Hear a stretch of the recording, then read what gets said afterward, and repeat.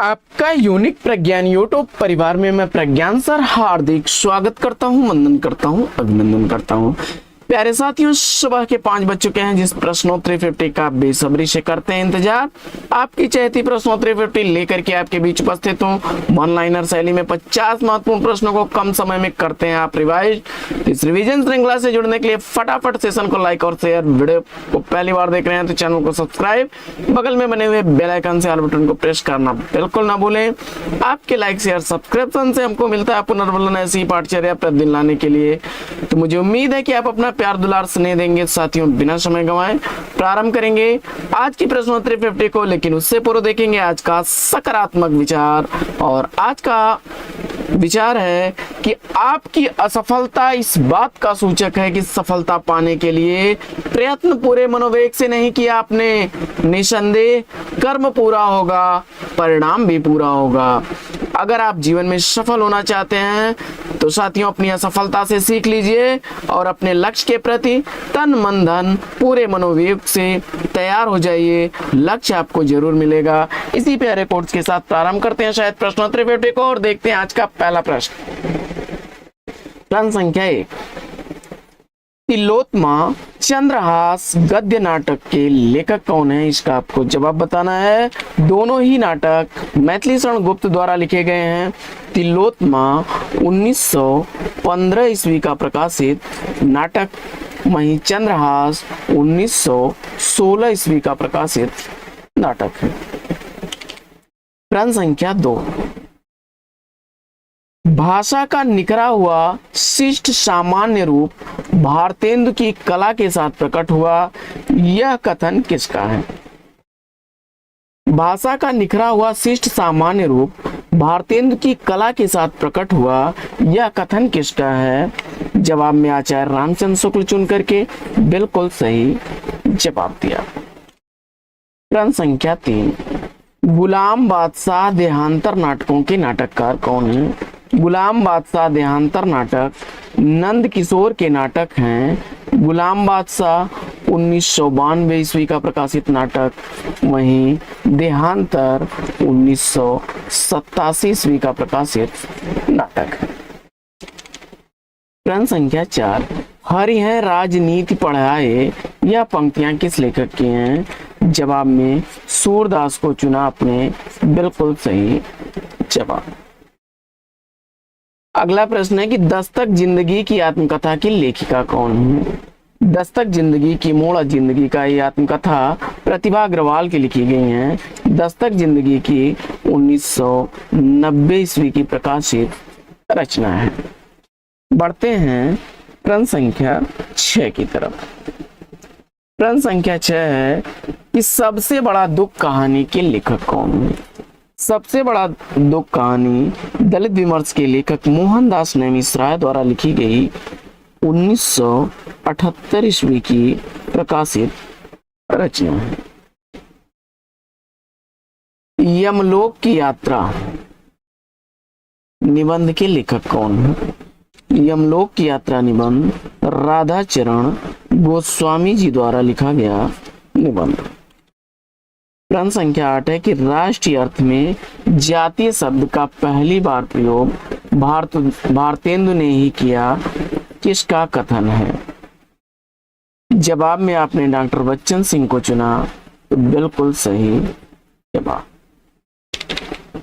प्रश्न संख्या 9, बिहारी की तुलना पीयूष वर्षी मेघ से किसने की? बिहारी की तुलना पीयूष वर्षी मेघ से करने वाले राधाचरण गोस्वामी जी हैं। प्रश्न संख्या 10, तरुण के स्वप्न किसकी आत्मकथा है? तरुण के स्वप्न आत्मकथा नेताजी सुभाष चंद्र बोस की आत्मकथा है। कबीर की भाषा को संत भाषा की संज्ञा किसने दी? कबीर की भाषा को संत भाषा किसने कहा है? बच्चन सिंह जवाब देकर के बिल्कुल सही उत्तर दिया आपने। प्रश्न संख्या 12, छायावाद तत्वतः प्रकृति के बीच जीवन का उद्गीत है, उनका मूल दर्शन सर्वात्मवाद है, यह कथन किसका है? छायावाद के संदर्भ में यह कथन है महादेवी वर्मा जी का। प्रश्न संख्या 13, रासो शब्द को रास्यो शब्द से व्युत्पन्न, रासो शब्द राजसूय शब्द से व्युत्पन्न हुआ है या मान्यता किसकी है? यानी रासो शब्द की उत्पत्ति राजसूय शब्द से मानने वाले विद्वान कौन है? गार्था दत्तासी उत्तर चुन करके इस प्रश्न का राइट आंसर दिया। अगला प्रश्न है कि कैप्सूल या सूत्र कविता का प्रवर्तक किसे माना जाता है? कैप्सूल या सूत्र कविता का प्रवर्तक ओमकार नाथ त्रिपाठी को माना जाता है। प्रश्न संख्या 15, उदय शंकर भट्ट का प्रथम एकांकी संग्रह कौन सा है? उदय शंकर भट्ट का प्रथम एकांकी संग्रह अभिनव एकांकी है, 1940 ईस्वी का प्रकाशन वर्ष। प्रश्न संख्या 16, साहित्य मनुष्य की शक्ति दुर्बलता जय पराजय हास्य अश्रु जीवन मृत्यु की कथा है। साहित्य के संदर्भ में किस विद्वान का यह कथन है? जवाब में आपने महादेवी वर्मा जी को चुना तो बिल्कुल सही जवाब। सुलोचना निबंध संकलन के रचनाकार कौन है? काफी चर्चित निबंध है। और उत्तर में आपने भारतेंदु हरिश्चंद्र को चुना, बिल्कुल सही जवाब। बिहारी को दोहों का बादशाह किसने कहा है? बिहारी को दोहों का बादशाह कहने वाले बलदेव उपाध्याय हैं। प्रश्न संख्या 19, कवि प्रिया में कितने प्रकाश हैं? केशवदास द्वारा लिखी गई यह रचना 16 प्रकाशों में विभक्त है। 16 प्रकाश बता करके आपने इस प्रश्न का राइट आंसर दिया। प्रश्न संख्या 20, वैश्या जीवन पर आधारित हिंदी का पहला उपन्यास कौन सा माना जाता है? वैश्या जीवन पर आधारित हिंदी का पहला उपन्यास स्वर्गीय कुसुम व कुसुम कुमारी है, किशोरी लाल गोस्वामी जी का, जिसका रचना काल 1889 ईस्वी है। श्याम सुंदर दास एवं डॉक्टर नगेंद्र ने किस कवि को रीतिकाल का प्रवर्तक माना है? श्याम सुंदर दास एवं डॉक्टर नगेंद्र ने केशव दास को रीतिकाल का प्रवर्तक माना है। प्रश्न संख्या 22 है कि साहित्य आत्माभिव्यक्ति जीवन की अभिव्यक्ति है। साहित्य आत्माभिव्यक्ति जीवन की अभिव्यक्ति है। यह कथन साहित्य के संदर्भ में किसका है? जवाब में डॉक्टर नगेंद्र को चुना आपने, बिल्कुल सही जवाब। प्रश्न संख्या 23 है कि जेहि मुख देखा ते हंसा सुना ते आया हुआस, यह पंक्ति किस रचनाकार की है? जवाब में मलिक मोहम्मद जायसी को चुना आपने, बिल्कुल सही जवाब। अगला प्रश्न है कि जब ते प्रीत श्याम ते कीनी, यह पंक्तियां किस रचनाकार की हैं? जवाब में परमानंद दास को चुना आपने, तो बिल्कुल सही जवाब। प्रश्न संख्या 25, सुनहु तात यह अमर कहानी आत्मकथा की लेखिका कौन है? सुनहु तात यह अमर कहानी आत्मकथा की लेखिका कौन है? उत्तर में आपने शिवानी को चुना, तो बिल्कुल सही जवाब। 1999 ईस्वी इस आत्मकथा का प्रकाशन वर्ष है। अगला प्रश्न है कि कहीं न जाए का कहिए आत्मकथा के लेखक कौन है? कहीं न जाए का कहिए आत्मकथा भगवती चरण वर्मा की आत्मकथा है। 2001 ईस्वी इस आत्मकथा का प्रकाशन वर्ष है। अगला प्रश्न है कि मैनेजर पांडे को आलोचकों का आलोचक किसने कहा है? मैनेजर पांडे को आलोचकों का आलोचक कहने वाले डॉक्टर नामवर सिंह हैं। अगला प्रश्न है कि ताही को रति कहत हैं रस ग्रंथन की रीत, यह पंक्ति किसकी है? ताही को रति कहत हैं रस ग्रंथन की रीत पद्माकर की पंक्तियां हैं। अगला प्रश्न, कविता क्या है निबंध सर्वप्रथम किस पत्रिका में प्रकाशित हुआ? कविता क्या है निबंध सर्वप्रथम सरस्वती पत्रिका में प्रकाशित हुआ। 1909 ईस्वी इस पत्रिका का प्रकाशन वर्ष है। इस कविता क्या है का प्रकाशन वर्ष 1909 ईस्वी है। आचार्य शुक्ल जी का यह निबंध है, 1909 ईस्वी में सरस्वती पत्रिका में प्रकाशित हुआ था। अगला प्रश्न है कि जलता हुआ रथ सबसे उदास कविता नाटक के नाटककार कौन है? जलता हुआ रथ सबसे उदास कविता, ये नाटक लिखे गए हैं स्वदेश दीपक द्वारा और दोनों ही नाटकों का प्रकाशन वर्ष 1998 ईस्वी। अमोला रचना की भाषा क्या है? अमोला रचना की भाषा आपको बताना है बरवय छंद में लिखी गई अवधी भाषा की यह रचना 2700 बरवय छंद है, इसमें त्रिलोचन शास्त्री की है। बहु बीती थोड़ी रही सो बीती जाए, यह पंक्ति किस रचनाकार की है?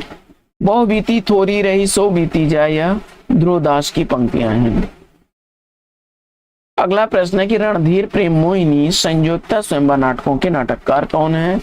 लाला श्रीनिवास दास द्वारा लिखे गए दोनों ही नाटक हैं। 1878 ईस्वी प्रकाशन वर्ष है रणधीर प्रेम मोहिनी का, वहीं संयुक्ता स्वयंवर नाटक 1885 ईस्वी का प्रकाशित नाटक है। अगला प्रश्न है कि चरणदास चोर आगरा बाजार किसकी नाट्य कृतियां हैं? चरणदास चोर आगरा बाजार दोनों ही नाट्य रचनाएं हबीब तनवीर की हैं। चरणदास चोर 1975 ईस्वी का प्रकाशित, वहीं आगरा बाजार 1954 ईस्वी का प्रकाशित नाटक। क्रम संख्या 35। छायावाद वस्तुतः गांधीवाद का काव्य संस्करण है। छायावाद एक दार्शनिक अनुभूति है, यह कथन किस विद्वान का है? जवाब में शांति प्रिय द्विवेदी उत्तर चुना आपने तो बिल्कुल सही जवाब। शांति प्रिय द्विवेदी चुना आपने तो बिल्कुल सही जवाब। अगला प्रश्न है कि होली का उपहार मुक्तिधन कहानी के कहानीकार कौन है? होली का उपहार मुक्तिधन कहानी मुंशी प्रेमचंद्र की है। होली का उपहार 1931 ईस्वी की प्रकाशित, वहीं मुक्तिधन 1924 ईस्वी की प्रकाशित कहानी है। क्रम संख्या 37। नाटक बहुरंगी रात रानी नरसिंह कथा नाटकों की रचनाकार कौन है? नाटक बहुरंगी रात रानी और नरसिंह नाटक लक्ष्मी नारायण लाल द्वारा लिखे गए नाटक हैं। नाटक बहुरंगी 1961 ईस्वी का, वहीं रात रानी 1963 ईस्वी का, जबकि नरसिंह 1975 ईस्वी के प्रकाशित नाटक है। अगला प्रश्न है कि आरोह अवरोह आत्मकथा के रचनाकार कौन है? तो आरोह अवरोह आत्मकथा सुषमा बेदी द्वारा लिखी गई 2014 ईस्वी की प्रकाशित आत्मकथा है। अगला प्रश्न है कि कुछ चंदन की कुछ कपूर की निबंध के निबंधकार कौन है? तो कुछ चंदन की कुछ कपूर की निबंध विष्णुकांत शास्त्री द्वारा लिखा गया निबंध है। 1971 ईस्वी का प्रकाशन वर्ष है। अगला प्रश्न है कि तुलसीदास को रूपकों का बादशाह किसने कहा है? तुलसीदास को रूपकों का बादशाह कहने वाले डॉक्टर बच्चन सिंह। क्रम संख्या 41। रहीम दास द्वारा लिखा गया ज्योतिष ग्रंथ कौन सा है? तो जवाब में आपने खेल कौतुकम जात कम बिल्कुल सही जवाब। क्रम संख्या 42। कामायनी भाष्य के रचनाकार कौन है? तो द्वारिका प्रसाद सक्सेना की रचना है। देखिए कामायनी की बात नहीं हो रही है, कामायनी जयशंकर प्रसाद की रचना है। कामायनी भाष्य द्वारिका प्रसाद सक्सेना का है। आलोचना भी रचना है। आलोचना भी रचना है, यह कृति किसकी है? जवाब में आपने काशीनाथ सिंह को चुना, बिल्कुल सही जवाब। अगला प्रश्न है कि कड़वा बोल न बोले इनार पंक्ति किस ग्रंथ से अवतरित है? तो विशल देव रासो नरपतनाल की रचना है। और कवित को हिंदी का जातीय छंद किसने कहा है? तो कवित को हिंदी का जातीय छंद कहने वाले सूर्यकांत त्रिपाठी निराला है। अगला प्रश्न है सुकून की तलाश काव्य संग्रह के रचनाकार कौन है? सुकून की तलाश काव्य संग्रह शमशेर बहादुर सिंह द्वारा लिखा गया 1998 ईस्वी का प्रकाशित काव्य संग्रह है। अगला प्रश्न है कि मर्म स्पर्श काव्य ग्रंथ के रचनाकार कौन है? मर्म स्पर्श काव्य ग्रंथ अयोध्या सिंह उपाध्याय हरिऔध द्वारा लिखा गया 1956 ईस्वी का प्रकाशित काव्य ग्रंथ है। अगला प्रश्न अजय खंडहर का प्रकाशन वर्ष पूछा जा रहा है आपसे। अजय खंडहर रांगे राघव द्वारा लिखा गया 1944 ईस्वी का प्रकाशित। अगला प्रश्न आदर्श दंपति उपन्यास के उपन्यासकार कौन है? आदर्श दंपति उपन्यास लज्जाराम शर्मा द्वारा 1904 ईस्वी का लिखा गया उपन्यास। पाताल विजय प्रतिशोध नाटक के नाटककार कौन है? पाताल विजय प्रतिशोध नाटक हरिकृष्ण प्रेमी द्वारा लिखे गए नाटक हैं।